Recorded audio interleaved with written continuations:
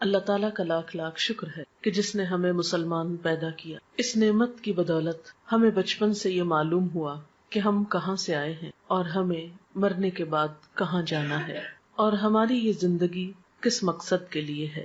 اللہ سبحانہ و تعالیٰ قرآن پاک میں فرماتے ہیں خلق الموت والحیات لیبلوکم ایکم احسن عملا، کہ اس نے موت اور زندگی کو بنایا کہ تمہیں آزما کر دیکھے تم میں اچھے کام کون کرتا ہے. ہم میں سے ہر ایک کے لیے یہ زندگی ایک امتحان ہے. ہم سب سے یہ دیکھا جا رہا ہے کہ ہم کیسے عمل کرتے ہیں. پھر ہماری زندگی کے اختتام پر ہم سب کو موت سے واسطہ پڑنے والا ہے، اور ہم سب یہ بات بھی اچھی طرح جانتے ہیں کہ ہماری زندگی میں وہ دن بھی آنے والا ہے جب ہم سب کو اللہ کے حضور حاضر ہونا ہے. وہاں ہمارے اچھے اور برے اعمال کی جانچ پرکھ ہونی ہے. وہاں ہم سے نعمتوں کے بارے میں سوال کیا جانے والا ہے. لہٰذا ہم میں سے ہر ایک کو ان حقائق کے بارے میں اچھی طرح معلوم ہونا چاہیے. آج کی اس شام جس موضوع پر ہم گفتگو کرنے والے ہیں وہ ہے موت کے بعد کیا ہوتا ہے، اور پھر موت کے بعد کیا چیز ہمیں فائدہ دیتی ہے. تو گویا آج کی گفتگو دو حصوں پر مشتمل ہے. ایک تو بذات خود موت اور اس کے بعد ہونے والے مرحلوں سے متعلق ہے، اور دوسری کہ مرنے کے بعد پھر وہ کون سی چیزیں ہیں جن سے ہم سب کو فائدہ پہنچ سکتا ہے. موت کے بارے میں گفتگو کرنا کوئی بہت خوشگوار بات نہیں، لیکن ہم سب جانتے ہیں کہ یہ ایک بہت بڑی حقیقت ہے جس سے کوئی بھی فرار حاصل کر نہیں سکتا. یہ ایک ایسا تلخ پیالہ ہے جو ہم میں سے ہر ایک کو پینا ہے. اس لیے عقل مند ہے وہ شخص جو آنے والے وقت سے پہلے اس کے لیے تیاری کر لے اور اچھی طرح جان لے کہ اس پر کیسی کیسی کیفیات گزرنے والی ہیں. قرآن پاک میں اللہ سبحانہ و تعالیٰ فرماتے ہیں کل نفس ذائقۃ الموت، ہر شخص کو موت کا مزہ چکھنا ہے. اور یہ بات 3 بار فرمائی گئی ہے. موت کیا ہے؟ موت زندگی کا اپوزٹ ہے، زندگی کا جوڑا ہے. ہر چیز اپنے جوڑے کے ساتھ مکمل ہوتی ہے. اسی طرح زندگی کا تصور اس وقت تک ادھورا رہتا ہے جب تک کہ موت کا ذکر نہ ہو. انسانی تخلیق کے بارے میں اللہ سبحانہ و تعالیٰ نے فرمایا وَكُنْتُمْ أَمْوَاتًا فَأَحْيَاكُمْ ثُمَّ يُمِيتُكُمْ ثُمَّ يُحْيِيكُمْ ثُمَّ إِلَيْهِ تُرْجَعُونَ. تم مردہ تھے، پھر اس نے تم کو زندہ کیا، پھر وہ تم کو موت دے گا، پھر وہ تم کو زندہ کرے گا، پھر تم اس کی طرف لوٹائے جاؤ گے، پھر تم اسی کی طرف جمع کیے جاؤ گے.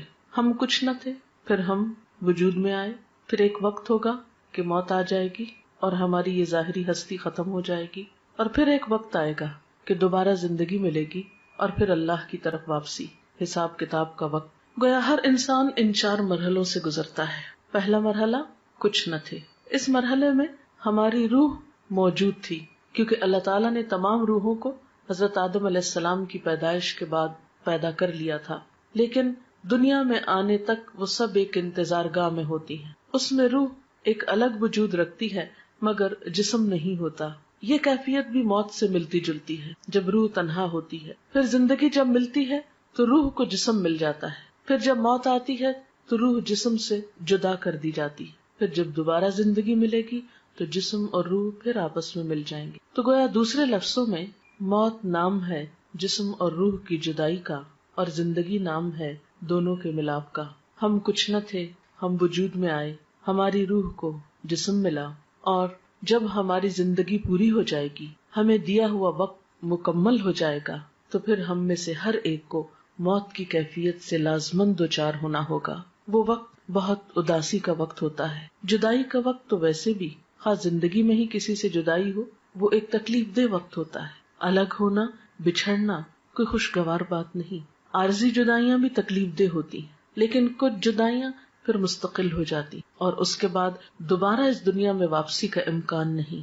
پھر انسان اگلے مرحلے طے کرتا ہے. وہ وقت نہ صرف یہ کہ روحانی طور پر ایک اداسی کا، تکلیف کا وقت ہوتا ہے، بلکہ جسمانی طور پر بھی ایک تکلیف دہ وقت ہوتا ہے. موت کے وقت کی ایک سختی ہوتی ہے. روح کے ساتھ جسم بھی اس تکلیف کو محسوس کرتا ہے. انسان کا بال بال دکھتا ہے. وہ وقت ایک بے ہوشی کا سا وقت ہوتا ہے. قرآن پاک میں سورۃ قاف میں اللہ تعالیٰ فرماتے ہیں وَجَاءَتْ سَكْرَةُ الْمَوْتِ بِالْحَقِّ، اور موت کی بے ہوشی یا موت کی سختی حق لے کر آ پہنچی.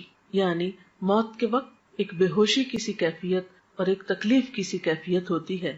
اسی لیے حضور صلی اللہ علیہ وسلم نے ایک دعا سکھائی، اللہم اعنی علی سکرات الموت وغمرات الموت. اے اللہ تو میری مدد فرما موت کی بے ہوشیوں پر اور موت کے وقت جو تکلیف ہے اس پر. اللہ سبحانہ وتعالی یہ بھی فرماتے ہیں، کلا اذا بلغت التراقی وقیل من راق وظن انہ الفراق والتفت الساق بالساق الی ربک یومئذ المساق. سورۃ القیامہ کی ان آیات میں بتایا گیا کہ جب جان حلق تک پہنچ جاتی ہے تو کہا جاتا ہے کہ ہے کوئی جھاڑ پھونک کرنے والا. آدمی یہ سمجھتا ہے کہ اب دنیا سے جدائی کا وقت آ گیا. اس وقت پنڈلی کے ساتھ پنڈلی مل جاتی ہے، یعنی انسان کی انتہائی بے بسی کی کیفیت ہوتی ہے. نہ کوئی علاج کام آتا ہے، نہ کوئی دم درود کام آتا ہے، اور انسان اپنی روح کو خیر بات کہہ دیتا ہے. حضرت جابر رضی اللہ تعالی عنہ کہتے ہیں، رسول اللہ صلی اللہ علیہ وسلم نے فرمایا، موت کی تمنا نہ کرو، لا تمنوا الموت. جان کنی کی تکلیف بڑی شدید ہے، اور یہ نیک بختی کی علامت ہے کہ اللہ کسی بندے کی عمر لمبی کر دے اور اسے توبہ کی توفیق عطا فرما دے. موت کے بعد جسم ہوتے وہ قبر میں ہوتی ہے، اور روح جو ہوتی علیین یا سجین میں ہوتی ہے. نیک لوگوں کی روح علیین میں ہوتی ہے جو بلند جگہ ہے، اور بدترین لوگوں کی روح سجین میں ہوتی ہے جو قید خانہ ہے، اور وہاں ان کے ساتھ جو بھی معاملہ ہوتا ہے جزا یا سزا کا. لیکن قبر کے اندر یا جسم جہاں پر بھی ہو ایک لنک اس کا برابر رہتا ہے، جس سے جسم بھی تکلیف محسوس کرتا رہتا ہے، خواہ وہ ایک گھڑے کے اندر ہو یا پھیلا ہوا ہو. یہ بالکل ایسے ہی ہے جیسے کروڑوں میل دور سورج ہونے کے باوجود اس کی کرن ہمارے جسم پہ پہنچتی ہے تو ایک کنیکشن ہو جاتا ہے، اور ایک جیسے شعاع آپ کی آنکھ میں اگر ریفلیکٹ ہو کے بھی آتی ہے تو ایک پیئرسنگ افیکٹ ہوتا ہے اس کا. تو اسی طرح قبر میں مردے کو جو عذاب ہوتا ہے یہ قرآن و حدیث سے ثابت ہے. لیکن شہداء کی روحیں جو ہیں وہ جنت میں ہوتی ہیں، ان کو رزق دیا جاتا ہے اور ان کے ساتھ اچھا معاملہ ہوتا ہے. آپ نے فرمایا شہیدوں کی روحیں سبز پرندوں کی شکل میں قندیلوں میں رہتی ہیں جو عرش الہی کے نیچے لٹکی ہوئی ہیں. جب چاہتی ہیں جنت میں سیر کے لیے چلی جاتی ہیں، اور جب چاہتی ہیں واپس آ کے انہیں قندیلوں میں بیٹھ جاتی. یہ مسلم کی روایت ہے. حضرت عبداللہ بن عباس کہتے ہیں کہ آپ صلی اللہ علیہ وسلم نے فرمایا، شہداء جنت کے دروازے پر بہنے والی خوبصورت نہر کے سبز گنبدوں میں ہیں جہاں انہیں صبح شام ان کا رزق دیا جاتا ہے. اس کے بعد یہ کہ قیامت کا دن آتا ہے اور انسان کا حساب کتاب شروع ہوتا ہے. میں اس کی تفصیلات میں نہیں جاؤں گی. میں اپنے لیکچر کا دوسرا اہم ترین حصہ کہ مردے کے لیے پھر ہمیں کیا کرنا چاہیے وہ تو پہنچ گیا جہاں اس کو پہنچنا تھا. ان احادیث کی روشنی میں اور قرآنی آیات کی روشنی میں زیادہ بڑا فرق جو ہے وہ مسلم اور کافر کا ہے. اور ایک چیز بیچ میں منافق کی بھی آتی اور برے اعمال کی بھی آتی. بہرحال قیامت کے دن انسان کی شکلوں صورتوں کو، اس کے مال کو، پراپرٹی کو، جائیداد کو، اس کی ذہانت اور اس کی ڈگریوں کو، سرٹیفکیٹس کو نہیں دیکھا جائے گا. اس کی نیت دیکھی جائے گی، اس کا اخلاق اور اس کے اعمال اور اس کا کردار دیکھا جائے گا کہ اس نے اللہ تعالیٰ کی پسند کے کتنے کام کی. مثلاً ایک شخص زبان کھولتا ہے اور غلط باتیں کرتا ہے، جھوٹ بولتا ہے، الزام تراشی کرتا ہے اور ساتھ نماز بھی پڑھتا ہے. ایک شخص شہید ہو رہا ہے اور ساتھ والدین کی نافرمانی وہ کرتا ہے. تو کچھ مسلمان ایسے ہوں گے کہ جن کے ملے جلے عمل ہوں گے. اب یہ اللہ تعالیٰ پر ڈپینڈ کرتا ہے کہ وہ کس کے ساتھ کیا معاملہ کرے. دیکھیں نا، آپ انسانوں میں کچھ انسان ہوتے ہیں جو آپ کے دوست ہوتے ہیں، آپ کو معلوم ہے کیسے معاملہ کریں. کچھ دشمن ہوتے ہیں، آپ کو پتا ہے. کچھ بیچ کے لوگ ہوتے ہیں، پھر وہ اللہ کی مرضی جس کیٹیگری میں ان کو رکھے. لیکن بہرحال نبی صلی اللہ علیہ وسلم نے جب صحابہ کرام کے سامنے ان سب باتوں کا ذکر کیا تو صحابہ کرام ایک موقع پر اتنا روئے کہ سب نے اپنے منہ پہ کپڑے ڈال لیے اور سسکیاں لے لے کر روئے. ان سب نے یہ محسوس کیا گویا یہ ساری باتیں ہمارے ہی بارے میں کی گئی ہیں.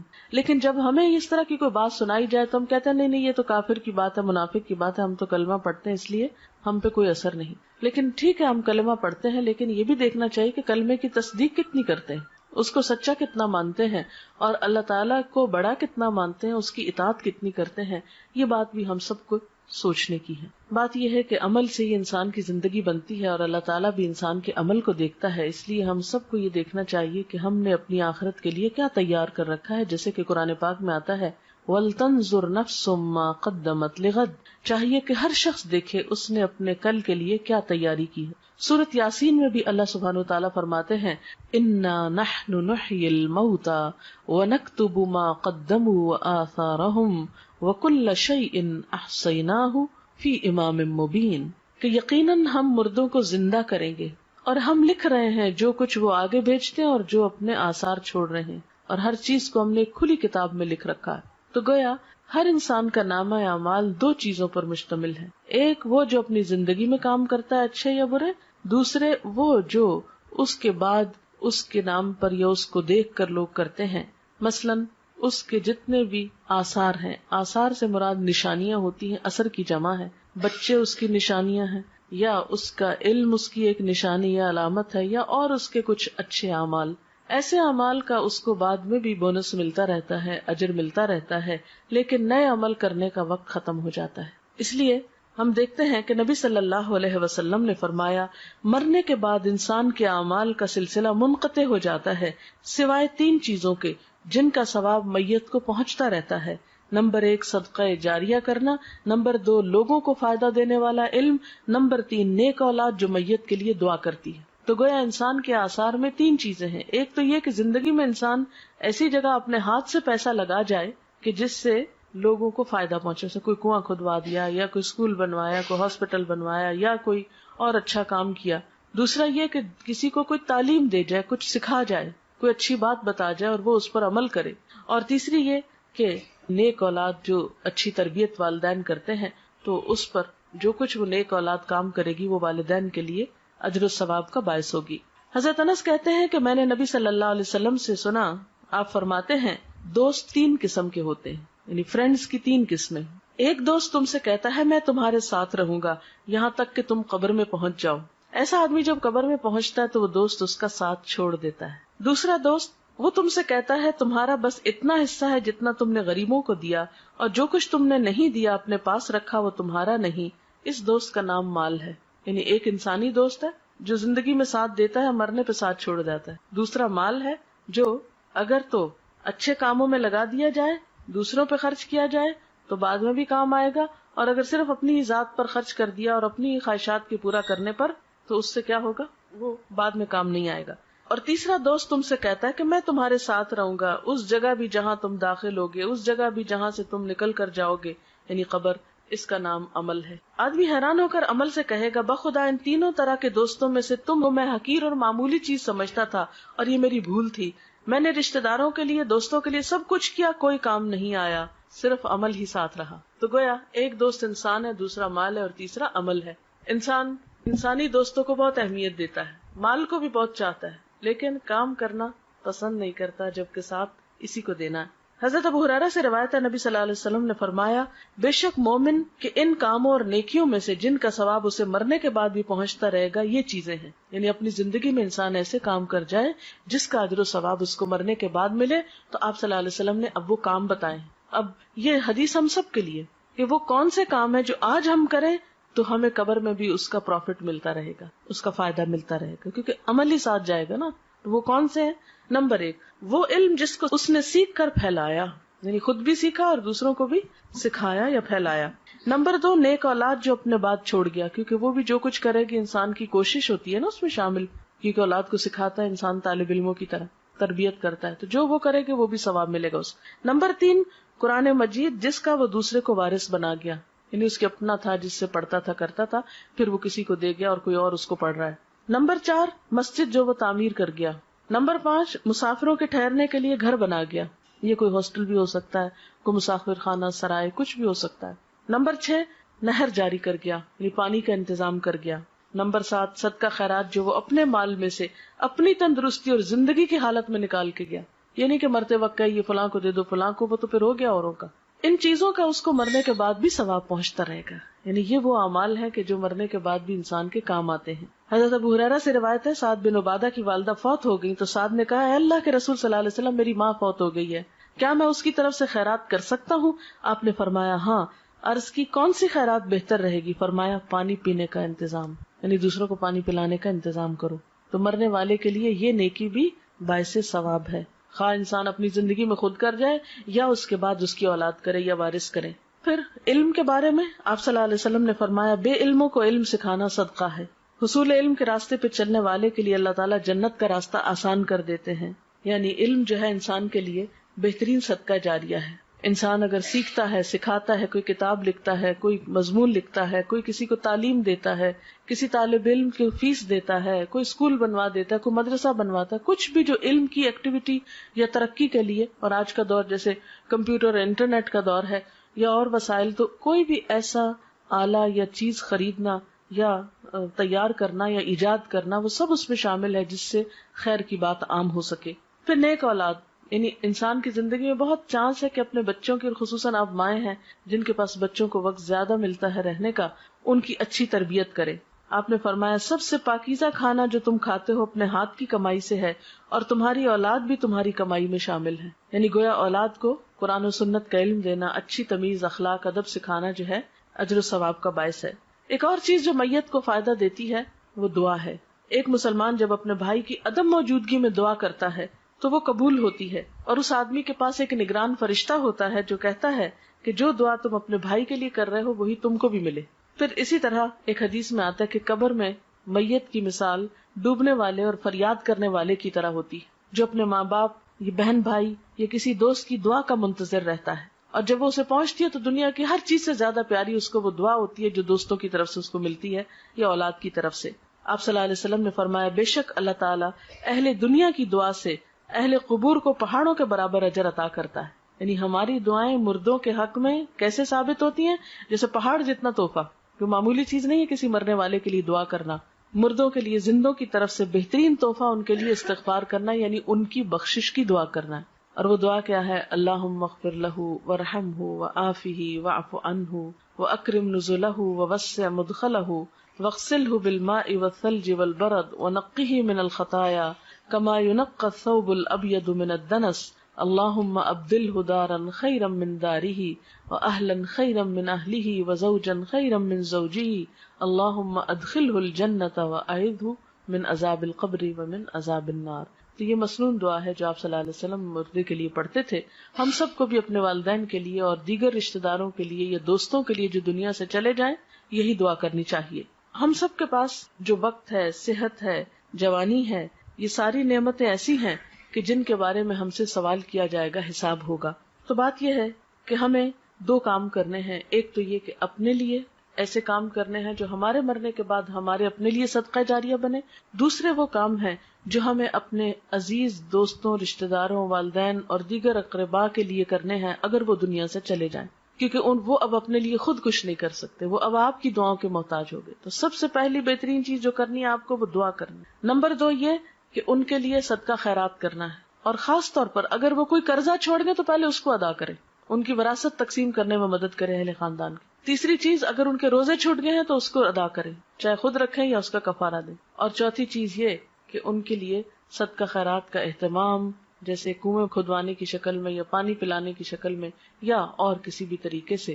تو دعا، قرضوں کی ادائیگی، علم کا پھیلانا، یہ تمام چیزیں جو ہیں یہ میت کو فائدہ دیتی ہیں. وآخر دعوانا ان الحمدللہ رب العالمین. اب اگر آپ کے پاس کوئی سوال ہے تو آپ وہ کر سکتے ہیں. میں نے اسی لیے ذرا سا پہلے چھوڑا ہے کہ دعا کا بھی وقت مل جائے، اور اگر کوئی بات آپ کے ذہن میں ہو جو اس لیکچر سے واضح نہیں ہوئی تو اس سے آپ کو فائدہ ہو جائے. شرک کا مطلب ہوتا ہے کسی کو شریک کرنا. اللہ تعالیٰ کی ذات میں، اس کی صفات میں، اس کے حقوق میں، اختیارات میں کسی اور کو شریک سمجھنا شرک ہوتا ہے. ذات میں شرک کیا ہے؟ جیسے اللہ تعالیٰ کو الہ ماننے کے علاوہ پتھروں کے بت یا فرشتوں یا نیک انسانوں کو بھی پوجنا، یعنی خواہ وہ کوئی قبر ہو یا پتھر کا کھڑا بت ہو یا کوئی فرشتہ ہو یا پھر مورت ہو یا کوئی بھی چیز. صفات میں شرک یہ ہوتا ہے کہ جو قوت اللہ کے پاس ہے وہ اوروں کے پاس بھی. مثلا وہ رزق دیتا ہے تو ہم یہ آس لگا لیں کوئی اور بھی دیتا ہے. اگر وہ دعائیں سنتا ہے تو ہم سمجھے کوئی اور بھی ہماری پکار سننے والا ہے. اگر وہ رزق اور اولاد دیتا ہے تو ہم سمجھے کسی انسان کے ہاتھ میں بھی ہے، نعوذ باللہ ایسا. یہ صفات میں شرک ہوتا ہے. کسی کو قسمتوں کا بنانے بگاڑنے والا ماننا نہیں، یہ سب صرف اللہ ہی کرتا ہے. ان یمسسک اللہ بضر فلا کاشف لہ الا، اگر تم کو کوئی نقصان پہنچے تو اس کو دور کرنے والا کوئی نہیں سوائے اللہ کے. اگر یہ سمجھنا کہ ہمارا غم اور مشکل کشائی کوئی اور کر دے گا، یہ شرک. اسی طرح حقوق کے، جیسے عبادت اللہ کی ہونی چاہیے، اگر آپ غیر اللہ کی شروع کر دیں، نماز، روزہ، سجدہ وغیرہ، تو یہ شرک. اختیارات، یہ کہ جیسے اختیارات اللہ کے اگر کسی اور میں سمجھے تو یہ بھی شرک. سوال ہے میت کے نام پر کھانا پکا کر کسی کو کھلانا یا مسجد میں بھیجنے سے میت کو فائدہ ہے یا نہیں؟ اگر وہ کسی غریب کو آپ کھلا رہے ہیں، کسی ضرورت مند کو دے رہے ہیں، تو انشاءاللہ فائدہ پہنچے گا، یعنی صدقہ اس کے نام پر آپ کر رہے ہیں، اس کو فائدہ پہنچانے کا۔ لیکن اگر وہ پکا کر خود ہی بیٹھ کے کھا لیتے ہیں، جیسے ہمارے یہاں ہوتا ہے کہ تیسرے دن کل کرتے ہیں اور اس میں اچھے اچھے فروٹ کاٹتے ہیں اور وہ سب آئے ہوئے دوست رشتہ دار کھا پی کے گھروں کو چلے جاتے ہیں، پارٹی کا سما ہوتا ہے، تو یہ تو کوئی صدقے کی قسم نہیں ہے۔ یا پھر یہ کہ ہر جمعرات کو ہم اسی طرح کا کام کرتے ہیں، یا 40 دن گزرنے پر ہم دیگ چڑھاتے ہیں اور سب ایک جیسے دعوت ہو رہی ہے سب کی، آئے بیٹھے کچھ اور کھایا پیا اور چلے گئے، تو صدقہ ہے نا، یعنی کسی غریب کو کھلانا، کسی ضرورت مند کو دینا۔ تو میت کے نام پر اگر آپ صدقہ کرنا چاہتے ہیں تو ضرورت مندوں کو دیں، یتیموں کو دیں، بیواؤں کو دیں، مسکینوں کو دیں، یہ صدقہ ہوگا۔ 13 شعبان کو میت کے حوالے سے کوئی چیز قرآن و سنت سے ثابت نہیں ہے۔ اچھا، اب آپ دیکھیں کہ میت کے لیے مثلاً اگر صدقہ کرنا ہے اور آپ کو غریب مسکین کو بھی آپ نے کھانا کھلا دیا تو اور کیا کریں؟ کسی کو پڑھا دیں، کسی بچے کی فیس دے دیں، اور نیت یہ کر لیں کہ اس کا ثواب میت کو پہنچے۔ کوئی اسکول بنوا، آپ دیکھیں ہمارے اسکولوں میں لائٹ نہیں ہوتی، بیٹھنے کو کرسیاں نہیں ہیں بچوں پہ، اور اسی طرح عمارت نہیں ہے سر پہ۔ پاکستان میں کتنے اسکول ایسے ہیں جن کی چھتیں ہی نہیں ہیں، اوپن میں اسکول ہو رہے ہیں۔ تو یہ علم جو ہے یہ فرض ہے مسلمانوں پر حاصل کرنا، طلب العلم فریضۃ علی کل مسلم۔ اس فرض کی ادائیگی میں اگر آپ کوئی بھی چیز میت کے لیے کرتے ہیں تو اس کا بھی فائدہ ہے۔ اور ابھی تو مردے کی حالت میں نے بتائی ہے کہ یا تو نیک ہوگا اور یا بد ہوگا۔ اب اگر ایک شخص سزا میں مبتلا ہے وہاں، تو آپ کا کیا خیال ہے وہ عید کر رہا ہوگا؟ یہ تو عقل کو بھی نہیں لگتی نا بات کہ مردہ عید کرے۔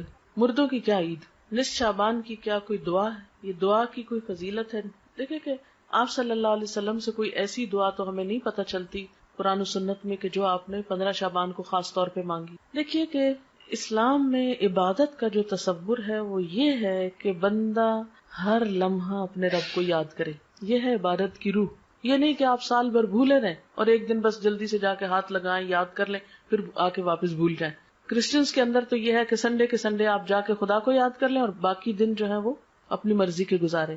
اسلام میں کیا ہے؟ فاذکرونی اذکرکم، مجھے یاد کرو میں تم کو یاد کروں گا۔ نبی صلی اللہ علیہ وسلم کا طریقہ کیا ہوتا تھا؟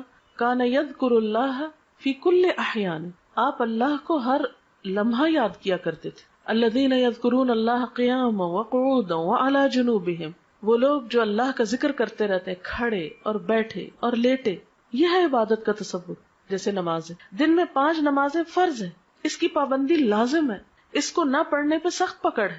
قیامت کے دن پہلا سوال نماز کے بارے میں ہوگا۔ پھر اس کے بعد سال میں روزے فرض ہیں، وہ اگر رمضان کے بغیر آپ رکھیں گے تو اس کو کوئی فائدہ نہیں، وہ نفل شمار ہوگی۔ ایک روزہ رمضان کا بغیر کسی وجہ کے چھوڑ دینا، اس کے بدلے میں زندگی بھر روزے رکھے تو وہ اجر نہیں ملتا۔ یعنی پوری زندگی آپ روزے رکھیں نا اور ایک چھوڑ دیں رمضان کا روزہ تو وہ برابر نہیں ہو سکتا اجر۔ پھر حج فرض ہے صاحب استطاعت لوگوں پر، اور حج کے لیے دن مقرر ہے، مہینہ مقرر ہے، وقت اور جگہ مقرر ہے۔ اگر اس پہ آپ نہیں پہنچے تو آپ کا حج نہیں ہوا۔ عیدوں کا دن مقرر ہے، زکوٰۃ کے لیے کہ جب آپ کا سال پورا ہو، سال میں کسی بھی وقت جب آپ کا ٹائم پورا آپ دے دیں۔ یہ تو ہے مقرر دن، مقرر وقت، مقرر جگہ، مقرر طریقے۔ باقی کیا ہے؟ ہر وقت اللہ کو یاد کرو، ذکر کرو، توبہ استغفار کرو، تسبیح کرو، صدقہ خیرات کرو، کچھ بھی کرو۔ لیکن ہم نے کیا کیا ہے کہ کچھ مخصوص دنوں کو بس خاص کر لیا عبادت کے لیے اور باقی زندگی اپنی مرضی کے لیے۔ یہ طریقہ کار درست نہیں ہے۔ اس میں پھر خاص طور پر جو چیزیں بہت زیادہ زور پکڑ رہی ہیں وہ رجب کی 27 تاریخ کو عبادت کر لینا یا 15 شعبان کو کر لینا، حالانکہ حضور صلی اللہ علیہ وسلم شعبان میں اتنی کثرت سے روزے رکھتے تھے کہ اور کسی مہینے میں رمضان کے علاوہ نہیں۔ آپ کہتے تھے کہ اس مہینے میں اعمال اللہ کے حضور پیش کیے جاتے ہیں کہ میرا جی چاہتا ہے کہ جب میرے عمل اللہ کے حضور پیش کیے جائیں تو میں روزے سے ہوں، یعنی اتنا اجر و ثواب ہے اس مہینے میں روزے رکھنے۔ لیکن ہم لوگوں نے باقی تو نفلی روزے بھول کے صرف ایک 15 کا روزہ رکھ لیتے ہیں، حالانکہ آپ نے صرف ایک دن مخصوص نہیں کیا اس کے لیے۔ ہاں 15 کے بعد روزے رکھنے سے منع کیا ہم کو تاکہ اگلے رمضان کے اوپر اثر نہ پڑے۔ باقی اس مہینے میں صدقہ خیرات کریں، ذکر اذکار کریں، نمازیں پڑھیں، جو بھی کریں اچھے کام وہ آپ کو فائدہ دیں گے۔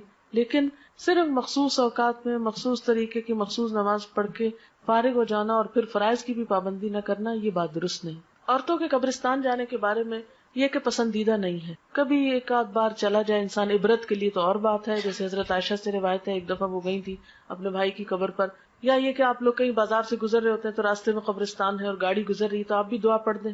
لیکن اسپیشلی قبرستان کے اندر جا کے کسی قبر کے پاس بیٹھ رہنا اور عورتوں کا کثرت سے جانا، اس کو ناپسند کیا گیا ہے۔ کوئی شخص مر گیا اس کے نام پر کھانا پکانا اور فاتحہ پڑھنا کیا درست ہے؟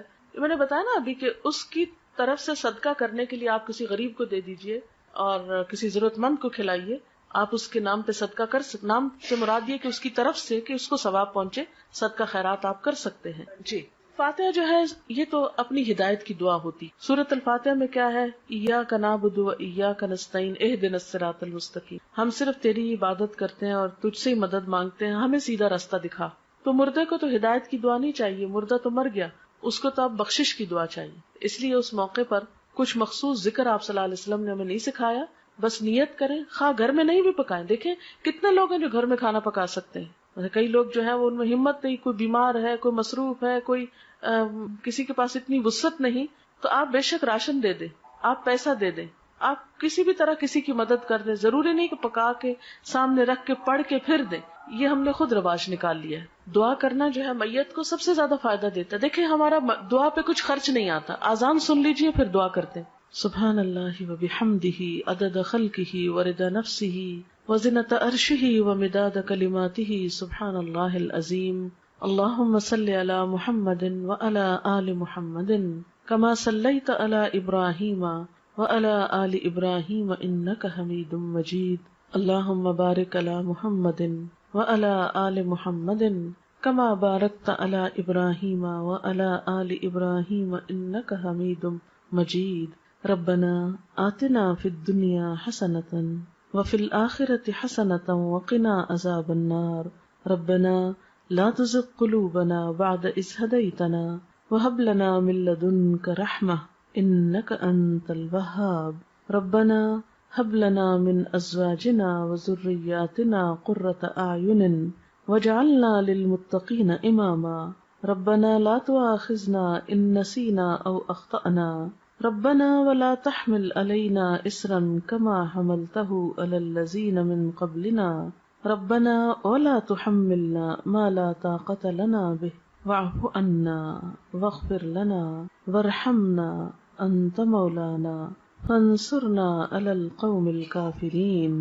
یا اللہ پاک جو کچھ ہم نے پڑھا ہے سنا ہے اپنی رحمت سے اسے قبول فرما.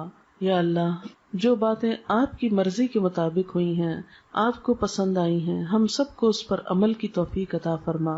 اگر کوئی بات بھولے سے زبان سے ایسی نکلی ہے جو آپ کو پسند نہیں آئی تو ہم سب کو اس سے دور کر دے. یا اللہ تو ہمارے گناہوں کو معاف کر دے، ہمیں ہدایت عطا فرما، ہمیں ان کاموں کی توفیق دے جن سے تو راضی ہو جائے. اللہ ہمیں اپنی محبت عطا کر دے، اپنے حبیب محمد صلی اللہ علیہ وسلم کی محبت عطا کر دے، نیک بندوں کی محبت عطا کر دے. یا رب العالمین تو ہمارے گناہوں کو معاف کر دے، ہماری کوتاہیوں سے اور سستی سے درگزر فرما. یا اللہ تو ہمیں اس زندگی میں ان کاموں کی توفیق دے جن سے تو راضی ہو جائے. اللہ ہمارے والدین پر اپنی رحمت فرما.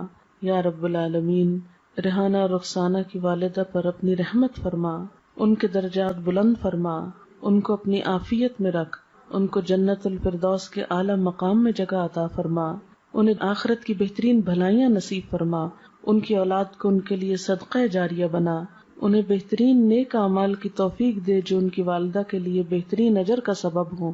یا رب العالمین ہم سب بھی اس رستے کے مسافر ہیں، ہمیں بھی ان کاموں کی توفیق دے جو ہمیں وہاں کام آنے والے ہیں. ہماری موت کی سختی کو ہم پہ آسان کر دینا، نیک فرشتوں سے ہمارا واسطہ ہو. یا اللہ ہمیں قبر کے عذاب سے بچانا. یا اللہ تو ہمارا خاتمہ ایمان پر فرمانا، آخری وقت کلمہ نصیب فرمانا. یا اللہ ہماری اولادوں کو ہماری آنکھوں کی ٹھنڈک بنا، انہیں دنیا اور آخرت میں کامیابی دے. یا اللہ ہمیں نیکی کے کاموں کی توفیق دے، برائیوں سے بچنے کی توفیق عطا کر دے. اپنی ذات پر ہمیں مکمل ایمان اور بھروسہ عطا کر دے. جتنی بہنیں یہاں آئی ہیں سب کا آنا قبول کر، اس گھر پر اپنی خیر و برکت نازل فرما، سب کے دکھ تکلیفیں پریشانیاں دور فرما، ہم سب کو اپنی رحمت سے ڈھانپ لے، ہم سے درگزر فرما. تو ہی ہمارا مولا ہے، ہم سب پر اپنی رحمت فرما. ربنا تقبل منا انک انت السمیع العلیم وتب علینا انک انت التواب الرحیم. وصلی اللہ تعالی علی خیر خلقہ محمد وعلی آلہ واصحابہ واہل بیتہ اجمعین برحمتک یا ارحم الراحمین. الہی آمین.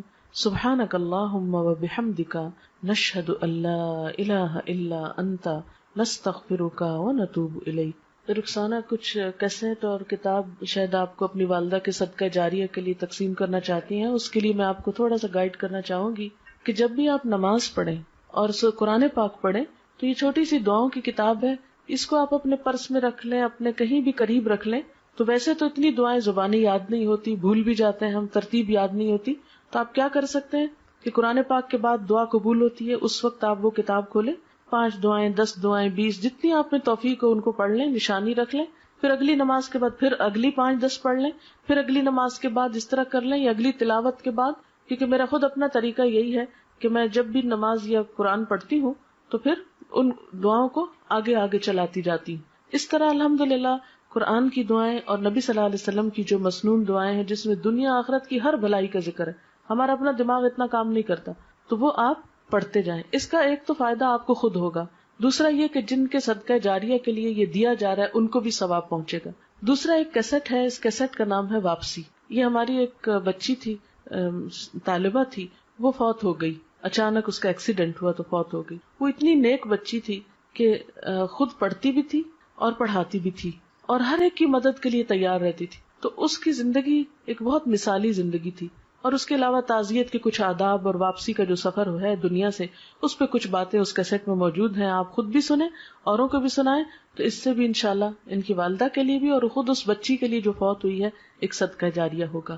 اگر ہم دوسروں کے لیے بھلائی سوچیں گے، ہم دوسروں کے لیے خیر سوچیں گے، تو انشاءاللہ اللہ تعالی ہمارے لیے بھی کوئی خیر کا راستہ نکال دے گا۔ السلام علیکم ورحمۃ اللہ وبرکاتہ۔